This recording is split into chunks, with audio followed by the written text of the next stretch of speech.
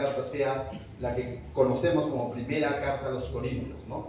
Y nos ha hablado, yo creo que directo a la yugular, directo al corazón en muchas áreas. ¿Por qué? Porque justamente esta carta tiene por finalidad restaurar algo que estaba resquebrajado en la iglesia. La iglesia de Corinto estaba en un lugar difícil, ya lo hemos dicho innumerables veces, un lugar complicado, un lugar donde, una ciudad donde reinaba la inmoralidad, una ciudad donde reinaba el afán por el dinero, por así decirlo, el comercio, que no es malo. Ser negociante no es malo, trabajar no es malo, ser emprendedor no es malo, pero eso reinaba, ¿sí? De tal manera que las personas se creían tan autosuficientes que Dios no era necesario. ¿Me puede entender? Trabajar no es malo, tener negocio no es malo, emprender no es malo, pero cuando eso se vuelve mi fuente de esperanza y desplaza a Dios, déjame decirte que esa bendición se convierte en distracción y eso lo hace mal. Entonces, la iglesia de Corinto estaba en un lugar complicado, era un puerto, es como decir, poner una iglesia en el puerto del Callao, Quebrado, ¿no? Porque llega gente de todo tipo, con todo tipo de costumbres. Y aparte de eso, existía la inmoralidad sexual relacionada a la idolatría, porque en ese lugar adoraban a la diosa Afrodita, la diosa de la fertilidad. Entonces ya te imaginas, ¿no? Era un lugar complicado.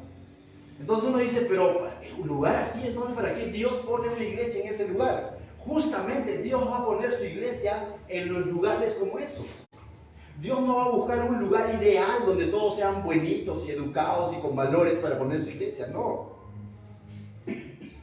Justamente nos ha dejado aquí y dice, somos de este mundo. No, estamos en este mundo, pero no somos de este mundo. Y tú dices, ¿quién es extraterrestre? No, la Biblia dice que nuestra ciudadanía está en el reino de los cielos. La Biblia dice que somos luz en medio de este mundo. Que la luz no es Cristo, pero si Cristo habita en tu vida, tú eres un reflector de la luz de Cristo. No tienes luz propia, pero si tienes a Cristo en tu vida, tú eres esa luz. De tal manera que si te permite tener compañeros de trabajo, familia, ciudad, vecinos complicados, Dios te permite estar en ese lugar con un propósito, alumbrar sus vidas, no con tus fuerzas, sino con su palabra. Amén. Entonces Corinto era así, pero ¿qué pasaba en la iglesia de Corinto? En Corinto lo que pasaba es de que, más allá, en vez de que la iglesia esté cumpliendo esa función de ser luz en medio de esa ciudad, la ciudad estaba influenciando demasiado sobre la iglesia, de tal manera que en la iglesia se estaban introduciendo ciertas costumbres, pensamientos, maneras de pensar, y todo eso estaba la iglesia absorbiendo del mundo. Y es por eso que Pablo va a enviar esta carta para corregir eso. Corrigió las divisiones, corrigió la inmoralidad, habló del matrimonio, habló de la convivencia, habló de la soltería, habló de la comida para los ídolos, habló cómo es que realmente debe celebrarse la Santa Cena, habló del verdadero liderazgo dentro de la iglesia, que no es como el liderazgo del mundo, sino que el liderazgo dentro de la iglesia es que el mayor tiene que ser, ¿que qué? ¿Mandar? No.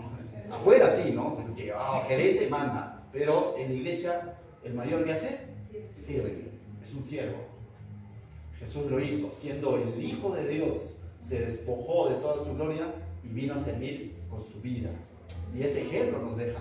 Entonces, pero en la última parte, Pablo ha comenzado a responder preguntas, ¿no? Preguntas que le habían hecho, y en el capítulo 15 vimos que respondió una pregunta interesante. En la iglesia se había metido una idea sobre la resurrección. De pronto, ciertos hermanos de la iglesia de Corinto habían abierto sus orejitas a ciertos pensamientos que decían, Cristo no ha resucitado, no existe la resurrección por si acaso, la vida es una sola, vívela. ¿Has escuchado eso hoy en día? También lo dicen los canales de cable, ¿no?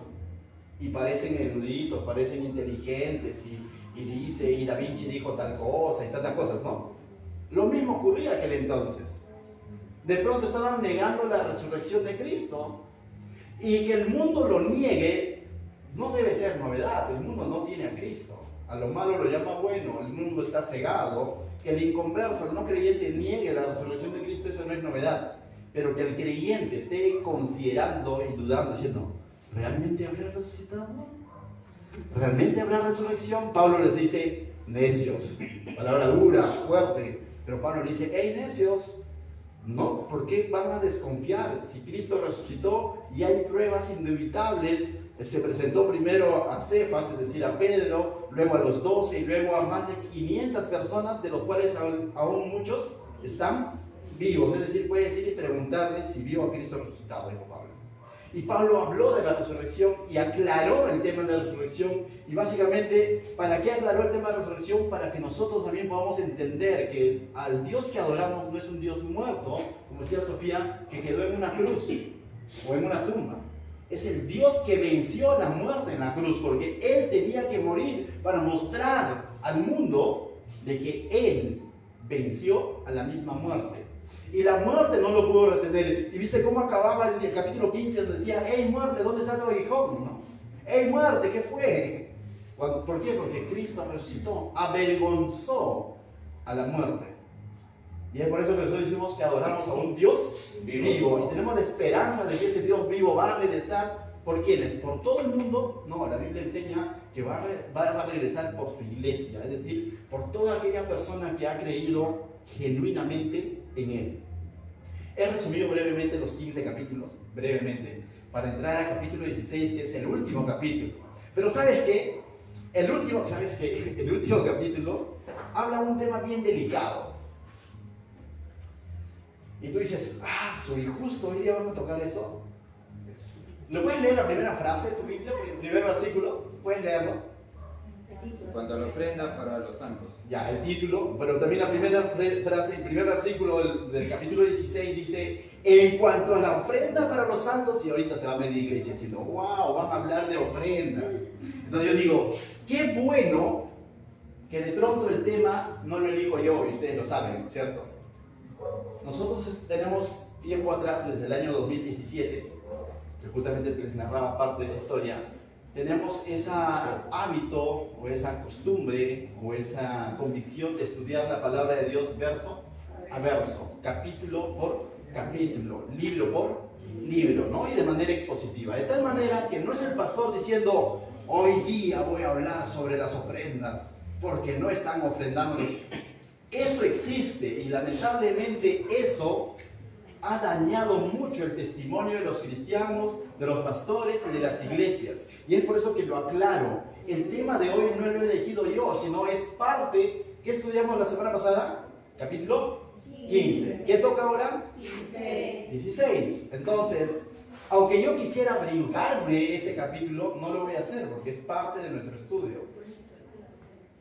¿Correcto? Y es algo que interesante también, que tiempo atrás dijimos: las ofrendas normalmente dicen, ¿no? ¿Por qué se recogen antes del mensaje? ¿Saben por qué? Para que no te sientas manipulado por un mensaje. Y justo hoy vamos a aprender un principio de qué es ofrendar al Señor, porque de eso trata el tema. Pero el ofrendar al Dios no debe ser una manipulación para el creyente, sino debe ser una convicción de corazón. De tal manera que ya recogimos ofrendas, hermanos. Así es que lo que yo voy a predicar no te está persuadiendo a que ofrendes. Para nada, no es mi finalidad. Mi finalidad es enseñar lo que dice la palabra de Dios. Y hoy toca, ¿no? Entonces lo que toca, toca. Así como hemos llegado a temas complicados de la resurrección, por ejemplo. No todos predican sobre la resurrección porque son temas delicados. Así como se toca temas del adulterio, por ejemplo. Y uno dice: uy, ¿cómo toco este tema? ¿Me salteo? No. Hemos tenido que tocar el tema. ¿Correcto? Entonces hoy vamos a tocar el tema de las ofrendas. Esa es una parte de este capítulo, porque la siguiente parte va a hablar sobre los planes que tenía Pablo mientras estaba escribiendo esta carta. ¿Correcto? Entonces, aunque a veces es un poco incómodo, he aclarado que este pasaje no nos obliga a ofrendar. La ofrenda no es una obligación, es una cosa que vamos a aprender aquí. ¿Correcto? Pero sí, lo que podemos aprender de este capítulo, y no solo de esto, sino de la segunda carta que estudiaremos más adelante, es principios en cuanto a la ofrenda. ¿Cuáles son los principios bíblicos? Por cierto, aclaramos, en esta iglesia no diezmamos. Dices: pero el diezmo no está en la Biblia. Sí, en el Antiguo Testamento, y lo hemos enseñado también en su contexto. En esta iglesia lo que hacemos es ofrendar voluntariamente. Amén. Por agradecimiento al Señor. Bien, entonces vamos a leer juntos el verso 1. Dice: en cuanto a la ofrenda para los santos, haced vosotros también de la manera que ordené en las iglesias de Galacias. Quisiera contextualizar un poco esto ya.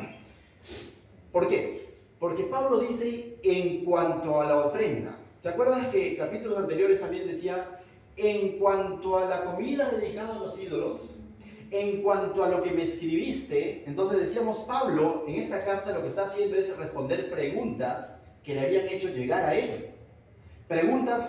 Dudas que tenían los hermanos de Corinto. Entonces Pablo está respondiendo preguntas. Y entonces una de las preguntas que probablemente ya han hecho es el tema de la ofrenda. Hey, Pablo, ¿qué tanto con la ofrenda? O sea, pero también debemos entender que Pablo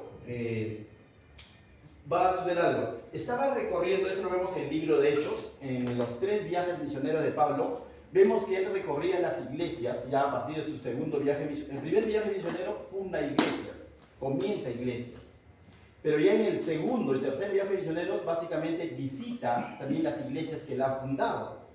Pero que en cada viaje misionero Pablo siempre regresaba a una iglesia llamada Antioquía. Y de esta iglesia de Antioquía, de donde fue enviado Pablo y Bernabé la primera vez, también él regresaba a una iglesia llamada la iglesia de Jerusalén.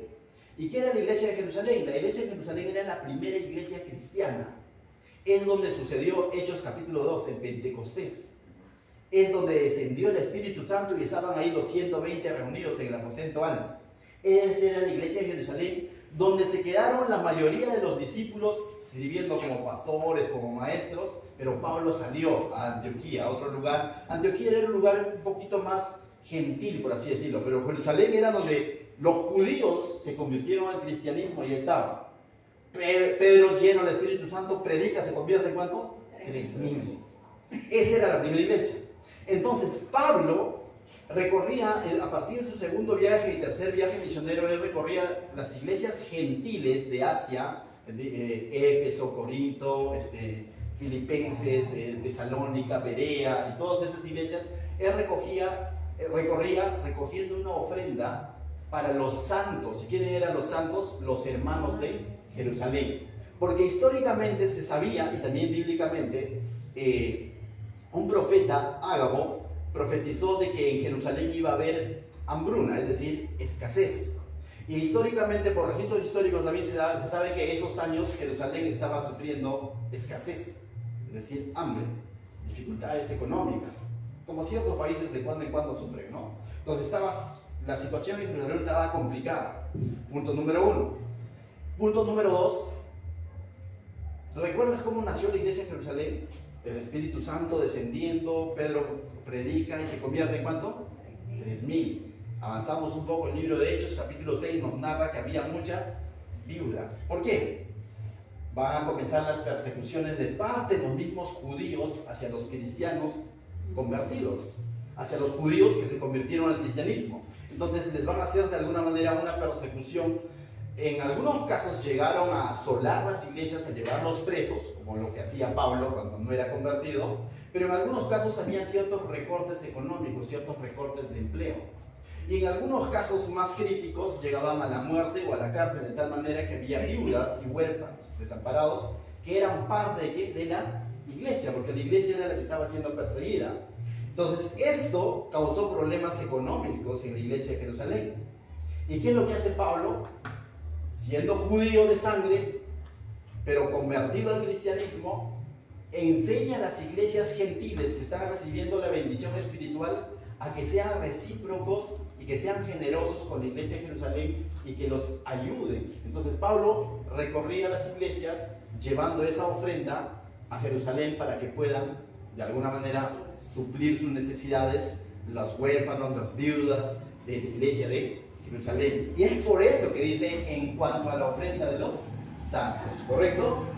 Entonces dice, haced vosotros también de la manera que ordené en la iglesia de Galacia. ¿Era la única iglesia entonces a la que Pablo está hablando sobre las ofrendas Corinto? No, también a los de Galacia. Más adelante en su segunda carta, no en esta, sino en la segunda de Corintios, Pablo les va a decir, incluso los va a comparar con la iglesia de Filipenses. ¿Por qué? Porque te adelanto un poco, ¿no? Voy a espolear, ¿sí? ¿Por qué? Porque ante esta carta, muchos de los de Corinto, algunos van a comprender y van a aceptar la autoridad de Pablo y los escritos de Pablo. Muchos se van a resistir y decir, ¿y quién es Pablo para decirnos que ofrendemos y enviemos ayuda a Jerusalén? Simplemente se van a resistir. Entonces Pablo va a tener una visita complicada con ellos y va a haber un choque. Y luego Pablo les va a enviar una carta, y en esa carta les va a decir, bueno, no quieren dar las ofrendas, no se hagan problemas. Mientras que los de Filipos, los de Macedonia, los de Filipos, dicen, ellos, aún en la situación difícil que ellos están pasando, les nace ayudar a sus hermanos de Jerusalén. Y les va a poner como un ejemplo, ¿ya? Entonces, les está poniendo como ejemplo también lo que dijo él, Diosa, a los hermanos que estaban en Galacia, ¿no? Luego dice, de la manera que ordené las iglesias de Galacia, ¿no? Entonces, dice, haced vosotros también de la manera que ordené. ¿Te das cuenta? Es interesante porque les pone como un ejemplo. Entonces, es algo que no solamente se les estaba pidiendo a Corinto, sino se les estaba pidiendo a las demás iglesias también cristianas. Entonces, cuando hablamos de ofrenda, no es algo que solamente lo vas a hacer tú, sino es que lo debe de hacer todo cristiano. Ahora tú dices, ¿estoy obligado a hacerlo? Terminando el mensaje, tú en tu convicción dirás si estás obligado o no estás obligado, ¿correcto? Una cosa es ser agradecido, otra cosa es ser obligado o presionado, ¿no? Entonces, básicamente lo que Pablo les va a enseñar es el principio de ser agradecidos con la iglesia de Jerusalén, de quienes salieron mismo Pablo, ¿correcto? 2. Cada primer día de la semana, dice, cada uno de vosotros ponga aparte algo según haya prosperado, guardándolo para que cuando yo llegue no se recojan entonces ofrendas. En este versículo vamos a aprender unos cuantos principios. Lo vuelvo a repetir, la carta de Pablo a los Corintios no es una ley donde tú dices tienes que hacerlo al pie de la letra, sino lo que nos enseña son principios. Entonces, uno de los principios es, dice, cada primer día de la semana, contextualizando un poco. Cada primer día de la semana venía a ser domingo, y justamente, tú dices, los judíos se reunían sábados. Hoy en día algunos quieren seguir esa tradición sin ser judíos y dicen, no, el sábado es el día del Señor. Pero aquí vemos un registro, por ejemplo, como también en el libro de Hechos, que también se reunían cuando cada primer día de la semana. ¿Y cuál era el primer día de la semana según el calendario? El día domingo. ¿Y por qué la iglesia se reunía el día domingo? No es una ley, vuelvo a aclarar, es una costumbre que ellos adoptaron, producto de la resurrección de Jesucristo. Ellos celebraban la resurrección de Cristo, entonces se reunían cada primer día de la semana. Y Pablo está diciendo, cada vez que te congregas, en otra palabra, porque el primer día de la semana se congregaban ellos, dice, cada primer día de la semana. Entonces, cada vez que te congregas, entonces está hablando de una frecuencia, de algo continuo. No de algo al azar, ¿no? Diciendo, oye, creo que hoy día voy a ofrendar, sino es algo continuo. Entonces, cuando realmente una ofrenda para el Señor nace en el corazón de un cristiano agradecido, es algo continuo, no es algo manipulado, no es porque hoy día me están exigiendo o porque hoy día predicaron de eso, y tampoco es porque cada vez que me acuerdo, sino es algo continuo, primer principio, así lo practicaban ellos. Dice, cada uno de vosotros. Otro texto interesante, porque esto habla de que es algo personal, ¿no? Cuando dice cada uno de vosotros, está incluyendo a todos los hermanos de la iglesia, es para todos y al mismo tiempo es personal, es algo personal. No tanto, si Sofía ofrenda, entonces yo también ofrendaré. Si Sofía no ofrenda, entonces yo no ofrendo. No tanto es así. Entonces es algo personal. Y ahí lo vamos a dejar. Luego dice, ponga aparte algo.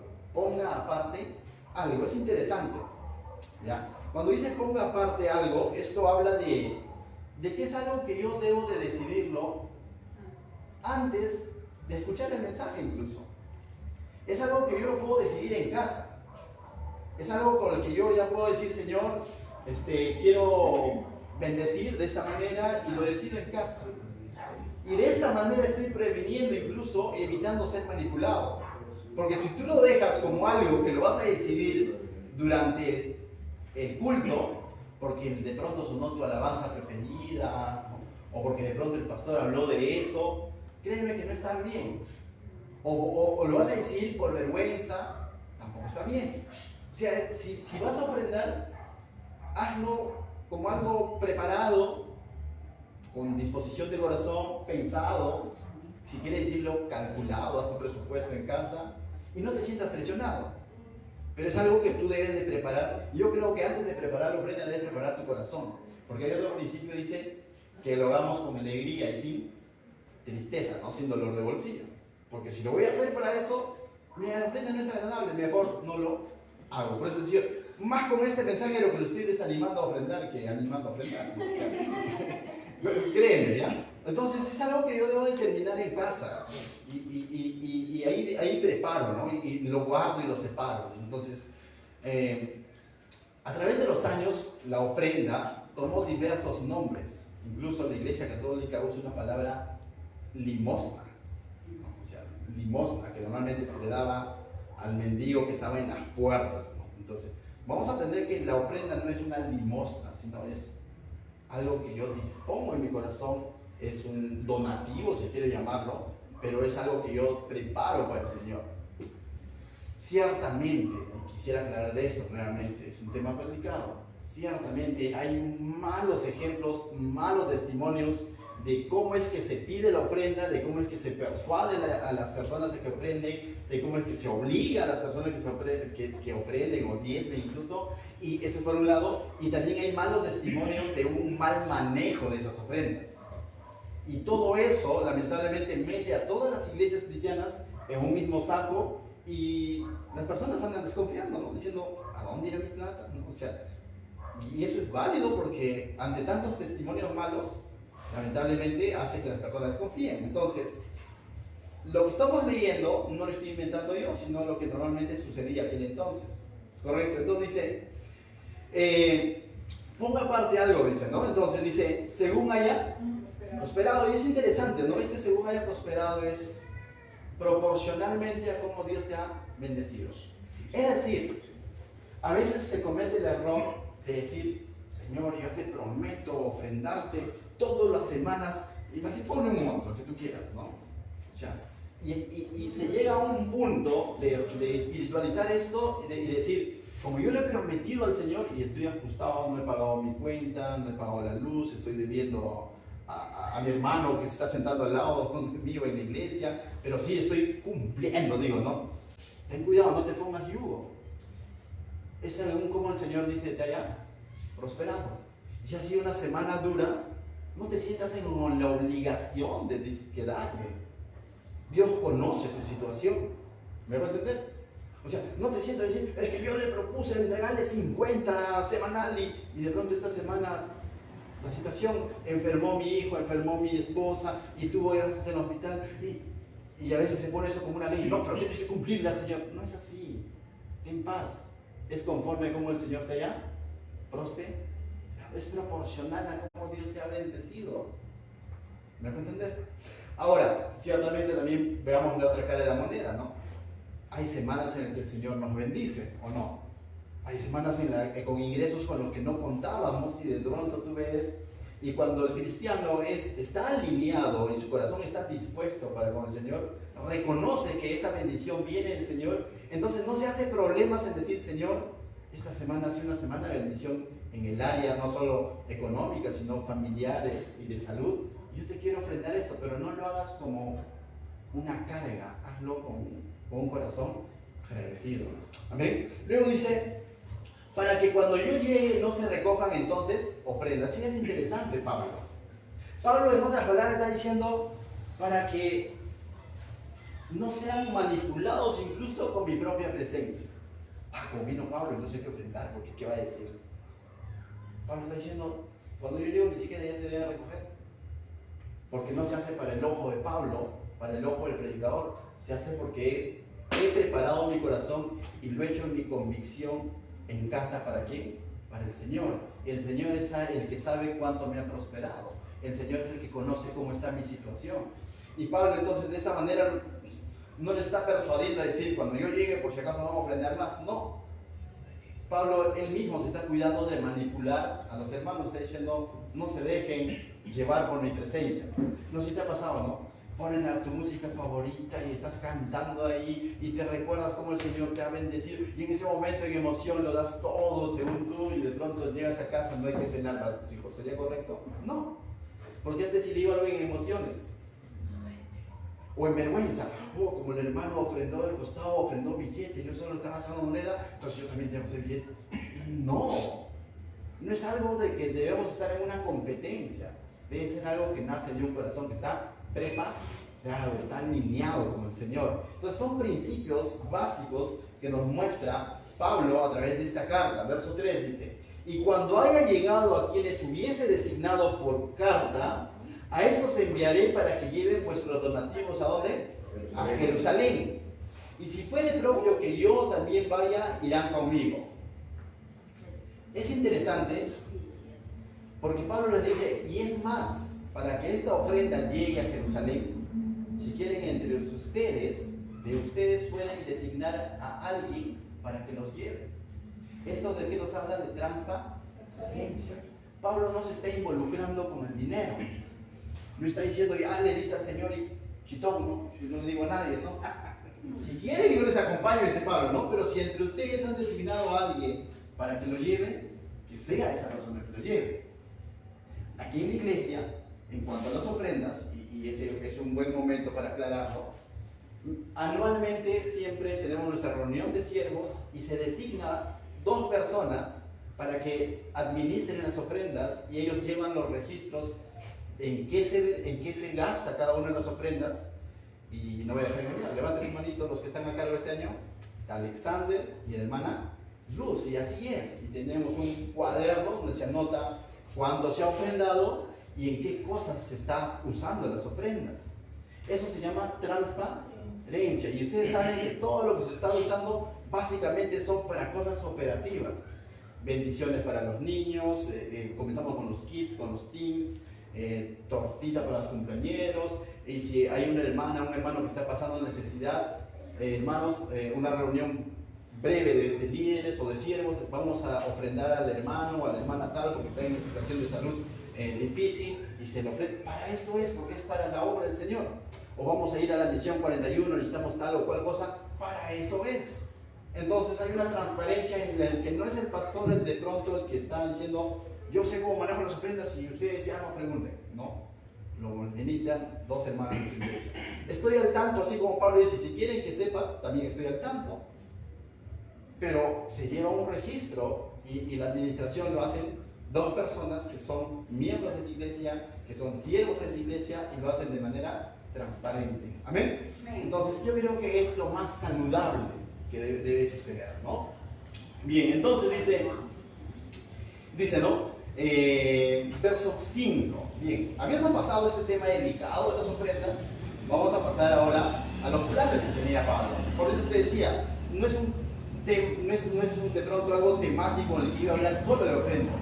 Estamos desarrollando el capítulo 16. Y el capítulo 16 no solo habla de ofrendas, también habla sobre los planes que tenía Pablo. Muy bien, entonces, hermanos, espero no haber puesto carga en tu corazón cuando hemos hablado de las ofrendas, sino más bien, por lo contrario, haber puesto discernimiento y paz, para que cuando llegue el momento de que tú le ofrendes al Señor, no hoy, en el día en que tú te propongas, lo hagas con libertad y que descanses finalmente, y lo hagas con gozo, ¿no? Y no lo hagas con desconfianza, o no lo hagas presionado, o no lo hagas por emoción, sino hazlo con entendimiento, a la luz de la palabra.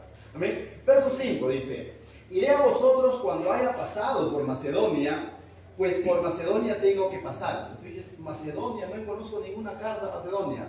En Macedonia se encontraban 3 iglesias: Filipos, Tesalónica y Berea. ¿Ya? Entonces eran estas 3 iglesias que daban. Entonces Pablo, toda esa región se llamaba Macedonia. ¿Ya? Entonces Pablo tenía planeado ir a ¿dónde? A estas 3 iglesias, a esta región de Macedonia. Entonces dice, iré a vosotros cuando haya pasado por Macedonia. Entonces Pablo está diciendo, cuando yo vaya a la región de Macedonia, también voy a pasar por ustedes. Iba a pasar primero por Corinto, ¿no? Entonces Corinto se encontraba en otra región llamada Acaya. Entonces Pablo dice, cuando vaya a Macedonia, al norte, pasaré por ustedes. Eso es lo que Pablo pensaba o quería, pero mira lo que dice. Y podrá ser que me quede con ustedes, o aún pase el invierno, para que vosotros me encamináis a donde haya de ir. Porque no quiero verlos ahora de paso, pues espero estar con vosotros algún tiempo, si el Señor lo permite. Y realmente te digo, el Señor no lo permitió, porque no llegó a ir de esa manera cuando él iba a Macedonia. Cuando Pablo estaba escribiendo esta carta, estaba en Éfeso, ¿ya? Y en Éfeso también Dios hizo su obra milagrosa, se quiere decir, porque hubo un gran avivamiento, nació una nueva iglesia, así como Corinto, la iglesia de Éfeso. Pero después de eso, Pablo no va a ir a Corinto. No va a ir a Macedonia necesariamente, y mucho menos va a llegar a Corinto. Va a ir, antes de ir a Macedonia, va a ir a Corinto. ¿Por qué? Entonces, ¿y por qué se fue primero a Corinto sin ir a Macedonia? Porque justamente Pablo envía esta carta, y tú te has dado cuenta, toda la carta era de correcciones, ¿no? Todo ha sido correcciones. Va a haber un buen sector de los hermanos de Corinto que no van a respetar lo que Pablo había escrito. Es decir, va a haber una resistencia por parte de los hermanos, tanto así que Pablo va a tener que ir de emergencia a solucionar en persona esos asuntos. Y va a haber una fricción incluso con Pablo. Entonces, ¿y qué nos puede enseñar eso? ¿Saben qué nos enseña eso que sucedió con los hermanos de Corinto? Que algunos entienden a primera, otros a la segunda, y otros nunca entienden. Es una labor que todo siervo o líder debe de entender. No siempre, cuando somos bíblicos, cuando usamos los principios de Dios, porque ¿qué usó Pablo? ¿Usó sus fuerzas? ¿Usó su autoridad de apóstol? ¿O usó básicamente el Evangelio para corregir a través de esta carta a los de Corintios? Usó a Cristo, ¿no es cierto? Mostró a Cristo. Pero aún así va a haber resistencia en la iglesia. Entonces, ¿qué nos muestra esto? Que no siempre, a pesar de que seamos bíblicos, todos van a estar de acuerdo. No todos van a estar diciendo, bien, Pablo, tienes razón, entonces me pongo de derecho. Muchos se van a resistir. Entonces nosotros tenemos que estar preparados para entender, decir, bueno, Señor, cumplí mi trabajo con estas personas, pero tengo que continuar en tu obra. Y eso es lo que hizo Pablo. Pablo amaba a Corinto porque era una iglesia que él había comenzado, pero no todos necesariamente lo van a ver bien a Pablo. No todos van a estar de acuerdo con la predicación de Pablo. En algún momento te va a tocar quizás aconsejar a alguien. Y tú quizás vas a ser lo más bíblico y espiritual y quizás vas a orar y vas a pedir al Señor y vas a llevar tu Biblia y vas a aconsejar a esa persona y decirle, no, mira, la Biblia nos muestra esto, Cristo te ama y todo lo demás. Pero créeme, si esa persona comprende el consejo y lo acepta y lo toma en cuenta, va a haber un regocijo diciendo, no, gracias Señor. Y si no lo hace, tranquilo. O sea, tú no eres llamado a convencerlo, es el Espíritu Santo que finalmente lo va a convencer. Pero no te frustres de tu ministerio, no creas que has hecho mal las cosas. Si con mismo Pablo hubo resistencia, ¿acaso no va a haber resistencia con nosotros? ¿Por qué? Porque la iglesia, ¿cómo es que Pablo llamó a los de la iglesia de Corinto? Catalogó de dos maneras, los espirituales y los carnales. Y muchos de esos carnales quizás se inclinaron hacia los espirituales, pero también quedó un sector de carnales que le paró a Pablo y le dijo, no creo, no lo voy a hacer. Y Pablo tuvo que ir y tuvo una fricción. Entonces, verso 8, dice, pero estaré en Éfeso hasta Pentecostés. Eso también está registrado en el libro de Hechos, ¿no? Hechos capítulo 19, básicamente vemos a Pablo en Éfeso, ¿no? Entonces haciendo su obra, capítulo 18, 19, haciendo su obra y él se había determinado a estar ahí hasta el Pentecostés y luego volver ¿a dónde? A Jerusalén. Y ahí estaba Pablo en Éfeso. En Éfeso tuvo un ministerio exitoso, pero eso no significa que no había oposición. Así como había oposición en Corinto, también había oposición en Éfeso. Aquí en Naranjos, ¿cuántos años tenemos? 10 años, nos vamos para 10 años, tenemos 9 años, nos vamos para 10 años. ¿A todas las personas que hemos predicado, todos estarán aquí en la iglesia? No. Están los que el Señor ha determinado que estén. Y hay un buen sector que no está. Simplemente que no creyó. O algunos quizás por temas de viajes y cambios de planes, ¿no? De ciudad, lo que fuese. Pero también hay un buen sector que simplemente se resistió a creer. ¿Sabes qué? A Pablo también le pasó lo mismo. ¿Dónde? En Corinto, pero también en Éfeso. Mira lo que dice el verso 9. Porque se me ha abierto puerta grande, dice. ¿Dónde? En Éfeso. Pablo está contando lo que a él le está sucediendo. Dice, se me ha abierto puerta grande y eficaz. Y muchos son los... O sea, y si vemos un poco el libro de Hechos, capítulo 19, Pablo en Éfeso, Pablo abrió un instituto bíblico en Éfeso. En Éfeso salieron muchos pastores. Porque a su retorno Pablo tuvo una conferencia de pastores con ellos y tuvo un ministerio exitoso en Éfeso. Hubo un gran avivamiento contra la idolatría de esta diosa llamada Artemisa. Muchos de los pobladores quemaron, dice, sus libros de ocultismo y todas esas cosas. Y hubo una respuesta de parte de los mercaderes que prepararon estos templecillos, estas estatuas de la diosa, y quisieron apedrear y encarcelar a Pablo, de la diosa Diana o Artemisa, ¿no? Entonces, Artemisa en griego, o para los griegos, Diana para los romanos, era la misma diosa. Pablo tuvo un gran avivamiento porque mucha gente se convirtió y quemó sus libros. Pero también tuvo gran oposición de parte de los comerciantes que vivían de esta idolatría. Complicado. Ahora estamos yendo a una nueva misión, ¿no? Nuestra misión, ¿cómo se llama? Misión 41, ¿no? Estamos deseosos de cómo Dios está abriendo una nueva iglesia en Santa Rosa. Y qué bueno porque estamos cumpliendo con el Señor de ir 1 o 2 veces al mes llevando su palabra, llevando bendición. Pero créeme, ¿tú crees que el enemigo está diciendo, bueno, pues, ¿qué voy a hacer? Ya fue, me voy a otro lugar. No, o sea, créeme que también, o sea, y los que están sirviendo permanentemente saben que durante la semana o días previos a la misión se presentan dificultades. Hay oposición, como dice Pablo. Eso es normal. Mientras más sirvas al Señor, mientras más hagas su voluntad, ¿el enemigo se va a alejar más? No. Te pone la mirada y está ahí también molestando. Pero llega un momento en el que ya tenemos que saber discernir y decir, bueno, esto no me puede detener. Al principio quizás, no, complicado, ¿no? Pero debe haber un momento de madurez en los siervos, en la iglesia, en los creyentes, también he hablado quizás a nivel de iglesia, pero también quisiera hablar de manera individual. El día que tú estás invitando quizás a un familiar, un amigo, un compañero de trabajo, o estás compartiendo de Cristo, también créeme que va a haber oposición. En alguna área de tu vida va a haber oposición. Y te dices, y Señor, y mira, estoy tratando de servirte y antes ni le hablaba a esta persona y ahora he tratado de invitarla a la iglesia y hay oposición. Y es normal. Si Jesús tuvo oposición, ¿o no? ¿O con Jesús todo fue color de rosas? No. Pablo tuvo oposición. ¿Nosotros no tendremos oposición? Pero ¿sabe qué dice la palabra de Dios? Que Él no permitirá que seamos probados más allá de lo que podamos soportar, porque de Él mismo viene también la ayuda. Él pone la salida. Amén. Entonces, verso 10 dice, ahora, del 10 y del 11, Pablo va a hablar un poco de Timoteo. Entonces, en los capítulos anteriores ha hablado sobre sus planes. Ahora en el 10 y el 11 va a hablar un poco de Timoteo, dice. Y si llega Timoteo, ¿a dónde? A Corinto, ¿no? Y si llega Timoteo, mirad que esté con vosotros, ¿con qué? Tranquilidad. Con tranquilidad, porque él hace la obra del Señor así como...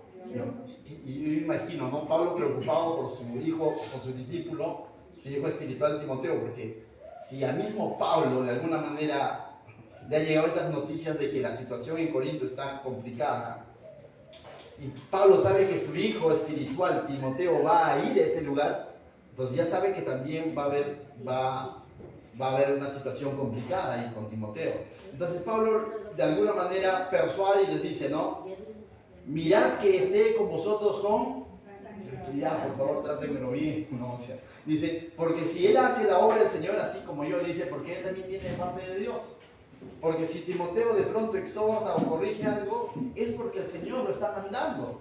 Entonces Pablo está de alguna manera anticipando a la iglesia que Timoteo no va de manera individual, no va porque él quiera, sino va porque sirve a ¿quién?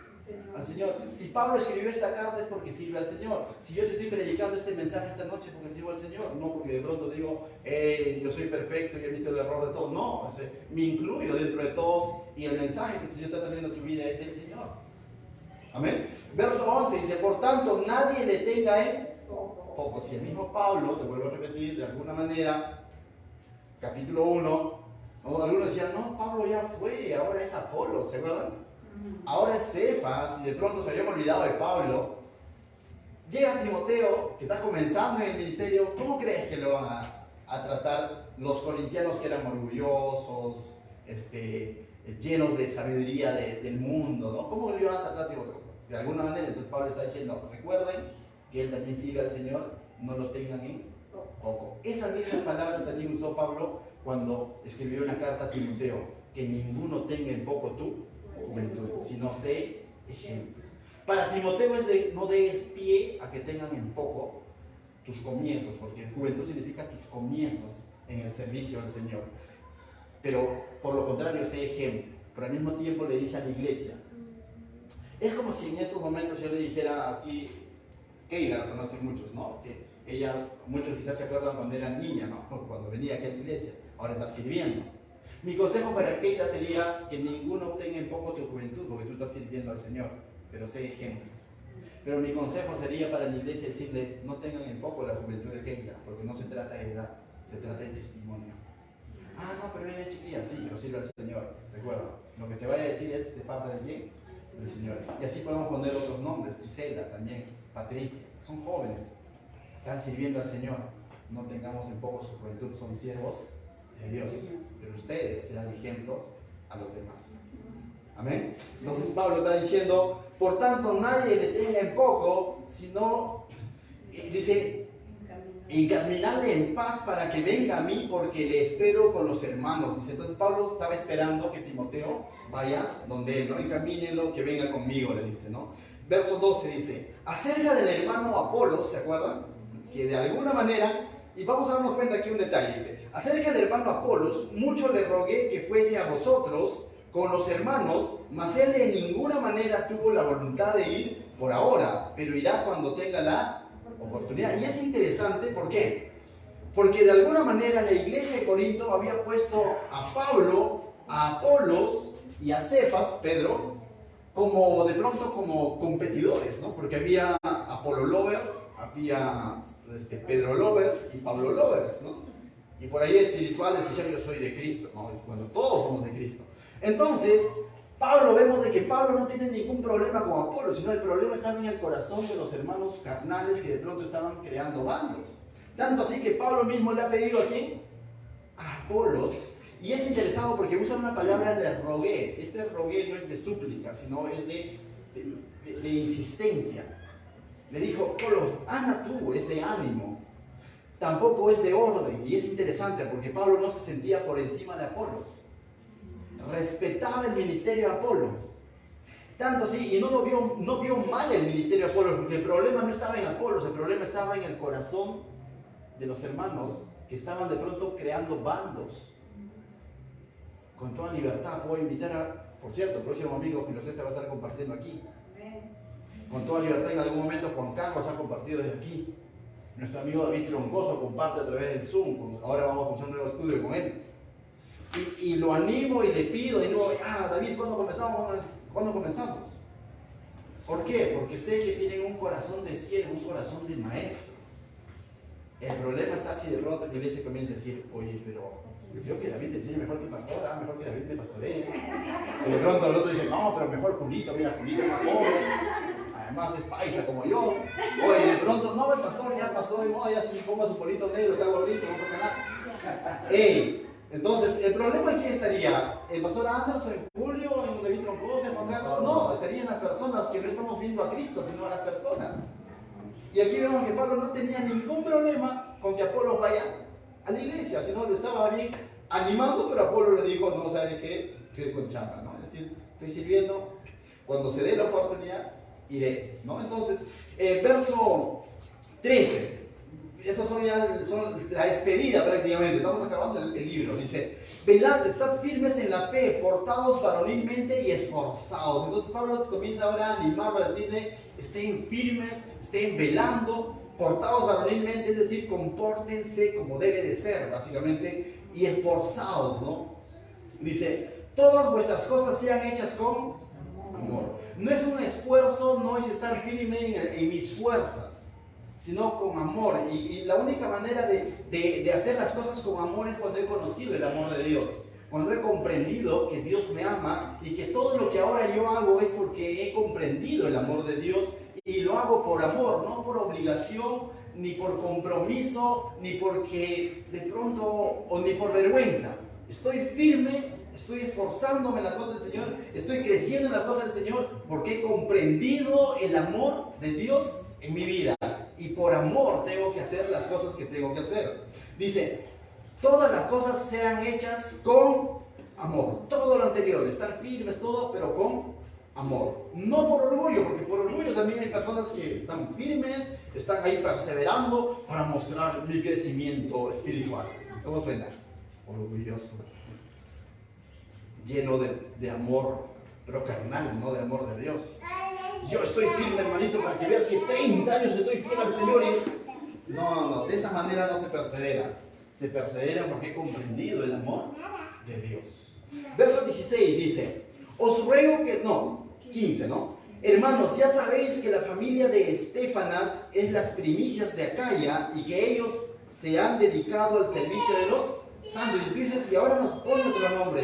Y de Estéfanas también podemos aprender mucho. ¿Quién era Estéfanas? Cuando Pablo dice, ya sabéis que la familia de Estéfanas es las primicias de Acaya, vuelvo a repetir, Acaya era la región donde se encontraba la iglesia de Corinto. Y cuando Pablo dice que Estéfanas es la primicia, es uno de los primeros convertidos en el ministerio de Pablo cuando comenzó la iglesia de Corinto.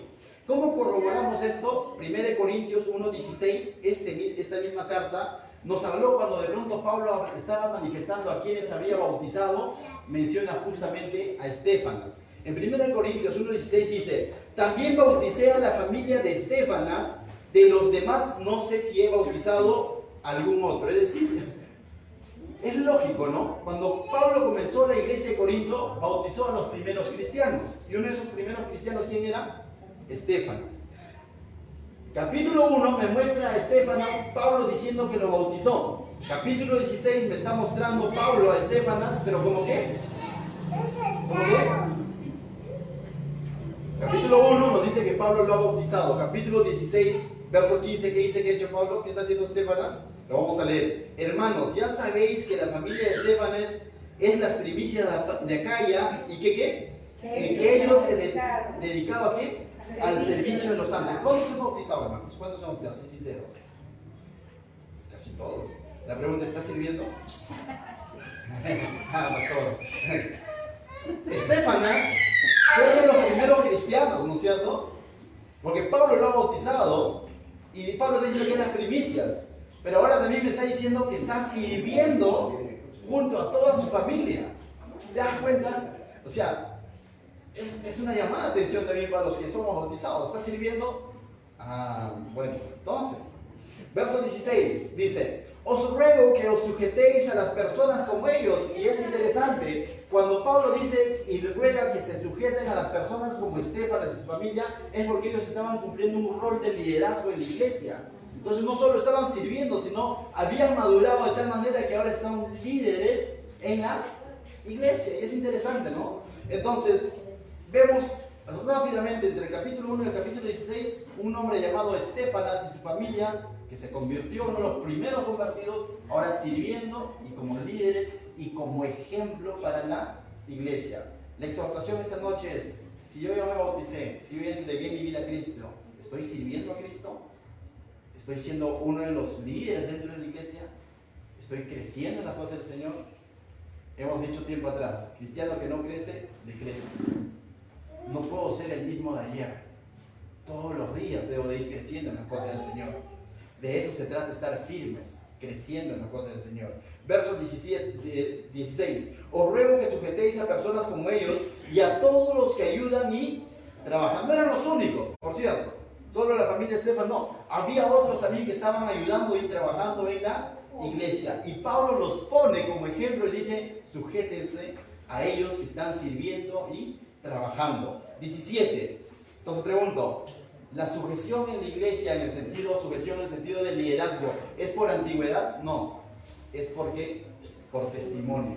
Testimonio de estar sirviendo, estar haciendo las cosas del Señor, de estar creciendo en las cosas del Señor. 17. Me regocijo con la venida de Estéfanas, de Fortunato y de Acaico, pues ellos han suplido vuestra ausencia.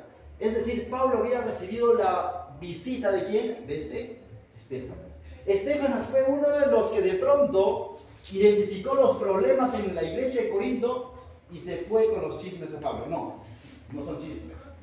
Llevó cada una de las dudas, problemas, que estaban sucediendo en la iglesia de Corinto, yo creo que a la persona indicada, a la persona que Dios había puesto, por así decirlo, como apóstol sobre esta iglesia, porque Pablo comenzó esta iglesia, y Estéfanas fue uno de los que, más allá de que se quede en murmuración, todas las dudas que había en Corinto, la carnalidad, la inmoralidad, las divisiones, la Santa Cena donde se hacían los que comían más, comían menos, los que se adelantaban, los que hablaban de la resurrección, no resurrección y todo lo demás, Estéfanas fue uno de los que ¿qué? Dijo, no, esto no se puede quedar acá, yo qué hago escuchando esto, se lo llevo aquí a Pablo. Porque Estéfanas ha sido entonces uno de los que ha llegado a estas preguntas a Pablo, y ahora Pablo lo va a devolver a Estéfanas llevando esta carta a los de Corinto. ¿Te das cuenta? Entonces la vida de Estéfanas nos enseña mucho. Una persona que entregó su vida fue uno de los primeros en entregar su vida al Señor. Hoy día en la misión 41 preguntábamos a las personas que se han congregado. Hoy día hemos hecho un culto de la 41. ¿Quiénes vienen desde la primera vez? Levantaron como 2, 3 mamitas que son desde la primera vez, que están yendo ya más de un año, casi un año y medio. Yo, dice, y justo le decíamos, no, Dios está creando todo un historial con ustedes, porque en algún momento sus hijos van a estar sirviendo al Señor en esta iglesia, y ustedes podrán decir, ya fueron los primeros. Pero no solo que sea en años, sino en servicio, en testimonio. No se trata de años, se trata de qué es lo que estoy haciendo hoy. Decía un amigo, no se trata de qué es lo que hice ayer, sino de qué estoy haciendo hoy con mi cristianismo. No se trata de que si el año pasado yo le servía al Señor, pastor, si tú supieras, sí, pero ¿qué estás haciendo hoy? Dice el Señor. ¿Cómo está tu comunión hoy? No, ya hace años yo servía, hoy, ¿cómo estás con el Señor? No se trata de que a Estéfanas lo bautizó Pablo. Por así decirlo, la honra para Estéfanas no tanto es porque Pablo lo bautizó, ¿no? Como alguno dice que si usted supiera, yo me convertí, a mí me bautizó el pastor tal y todo. Está bien, ¿pero qué estás haciendo hoy? ¿Me entienden? O sea, te pudo haber bautizado el mismo Jesús, pero ¿qué estás haciendo hoy? O sea, se trata de cómo está mi comunión hoy, no sino cómo comencé, sino cómo estoy hoy. Verso 18, y vamos terminando. Porque confortaron mi espíritu y dice, y el vuestro, reconocer pues a tales personas, dentro de las cuales estaba Estéfanos, Fortunato y Acaico, ¿no? Entonces dice, verso 19, las iglesias de Asia os saludan, Aquila y Priscila. Aquila y Priscila fueron compañeros de ¿quién? De Pablo, ¿no? Entonces, dice, las iglesias de Asia, ¿y cuáles son las iglesias de Asia? Éfeso, bueno, donde estaba Pablo. Os saludan, Aquila y Priscila, con la iglesia que está en su casa, os saludan mucho en el Señor. También habla la iglesia de que funcionó una iglesia en la casa de Aquila y Priscila. Aquel entonces la iglesia no eran templos o locales, sino simplemente eran casas de personas que disponían un espacio para que se reúnan los creyentes, y uno de ellos era Aquila y Priscila, ¿no? Entonces él está mandando un saludo.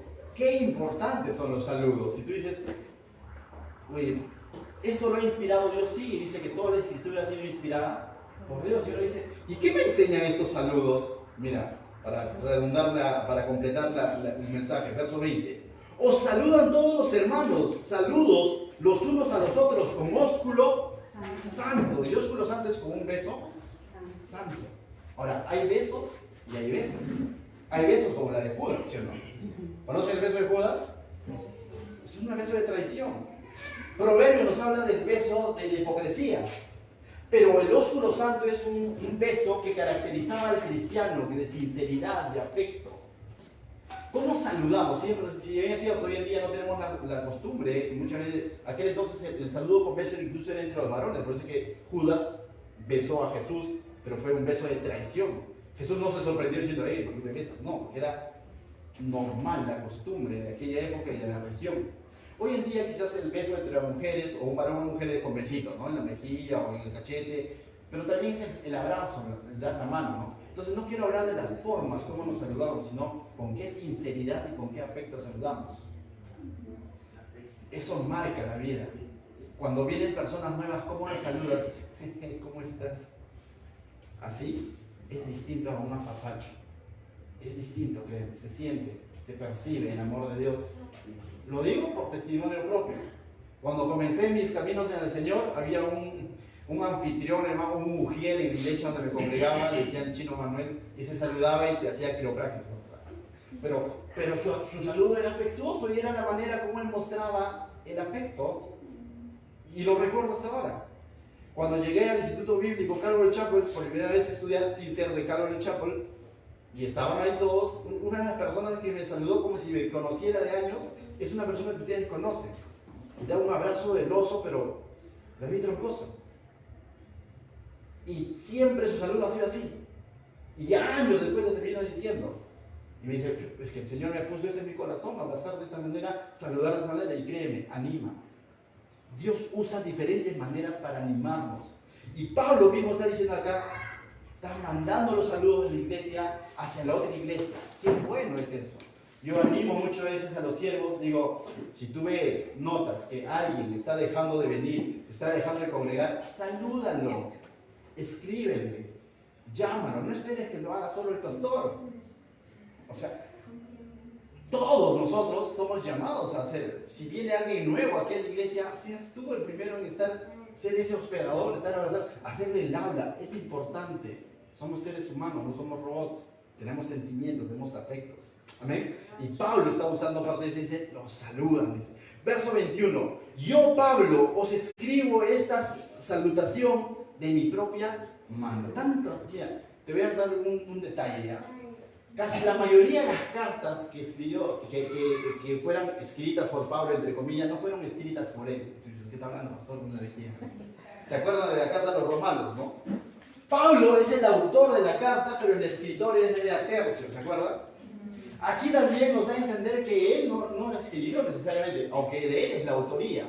No era costumbre en la época de tener a alguien que se llamaba un escriba, ¿no? Que ayudaba como un secretario, que ayudaba a escribir, y eso era parte de la época. Pero Pablo dijo, aguanta, para ahí, ¿no? Ya mandaste los saludos de todos los hermanos, pero esto lo tengo que escribir yo.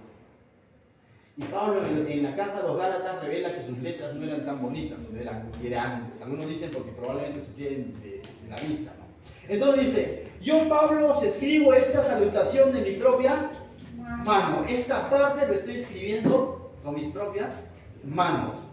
El que no amare al Señor Jesucristo será, ¿qué dice? Anatema. Y esto es algo fuerte, ¿no? El Señor viene, te dice. O sea, porque la palabra anatema significa maldito o maldecido. Tiene varias variantes, pero básicamente significa eso. Alguien que ha detestado su fe, alguien que ha rechazado a Jesús.